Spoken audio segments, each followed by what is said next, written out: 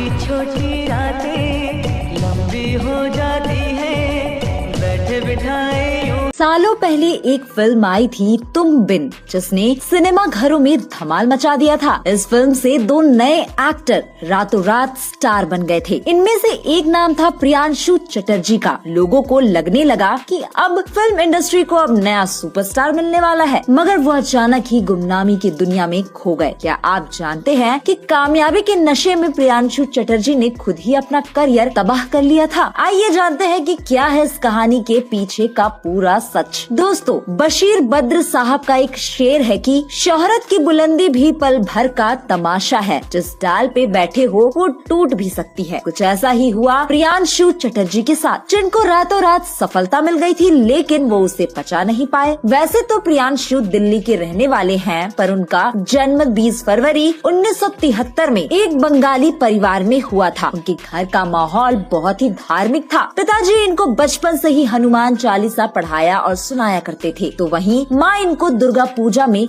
ले जाना नहीं भूलती थी। प्रियांशु जैसे जैसे बड़े होने लगे, वैसे वैसे उनका लुक भी निखरने लगा। लंबा कद और जिम वाली बॉडी देखकर इनके दोस्त इन्हें मॉडल बनने की सलाह देने लगे। रामनाथ आनंद कॉलेज से ग्रेजुएशन करने के बाद प्रियांशु मॉडलिंग कंपनियों के चक्कर लगाने लगे। थोड़ी सी कोशिशों के बाद ही इनको मॉडलिंग के ऑफर्स भी आने लगे। इस सफलता के बाद वो एक्टर बनने की कोशिश करने लगे। इसके बाद वो मुंबई चले आए और मॉडलिंग ने उनके लिए बॉलीवुड की जमीन तैयार कर दी। उन्होंने थिएटर्स ज्वाइन कर लिया और एक्टिंग की बारीकियां सीखने लगे। कुछ ही समय में इनको छोटे पर्दे पर काम भी मिल गया। कुछ एपिसोड्स किए तो किस्मत के दरवाजे भी खुले। साल 1999 और 2000 की बात है। उदित नारायण का एक एल्बम लॉन्च होने वाला था। इसके लिए प्रियांशु को हीरो के तौर पर चुन लिया गया। 9 मई साल 2000 को एल्बम रिलीज हुआ, जिसका नाम था जानम। इसका एक गीत दिल आवारापन काफी मशहूर हुआ। यहीं से मानो उसकी किस्मत उन्हें उड़ा कर ले गई। मशहूर डायरेक्टर अनुभव सिन्हा एक फिल्म बनाने जा रहे थे। फिल्म की कहानी के लिए नए चेहरों की तलाश हो रही थी। उनकी टीम की नजर एल्बम में एक्टिंग करते प्रियांशु पर पड़ी और उनको ऑडिशन के लिए बुलाया गया। ऑडिशन में उनकी कमाल की एक्टिंग देखकर अनुभव सिन्हा ने उन्हें फिल्म का हीरो बना दिया। फिर 2001 में रिलीज हुई फिल्म तुम बिन शेखर मल्होत्रा के किरदार में एक प्रेमी की भूमिका निभाकर प्रियांशु ने कमाल ही कर दिया। फिल्म के गीतों ने भी धमाल मचा दिया। फिर चाहे वो छोटी छोटी रातें हो